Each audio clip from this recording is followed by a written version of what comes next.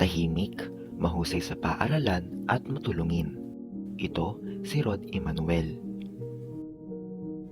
Sa bawat araw ng pagpasok sa paaralan, siya ay maagang bumabangon upang simulan ang panibagong hamon sa buhay. Kapansin-pansin na palagi siyang may dalang panyo. Isa siyang tao na mahiyain at tahimik. Di siya mahilig magsalita, ngunit makikita mo sa bawat kilos at galaw na mayroon siyang gustong sabihin. Sa paglipas ng mga panahon, natutunan ni Rod na ang pagiging tahimik ay di hadlang sa pagkamit ng kanyang mga pangarap. Sa bawat paglalakbay tungo sa kanyang mga layunin, bitbit niya ang kanyang panyo na sagisag ng kanyang pagiging determinado at kahandaang magtagumpay.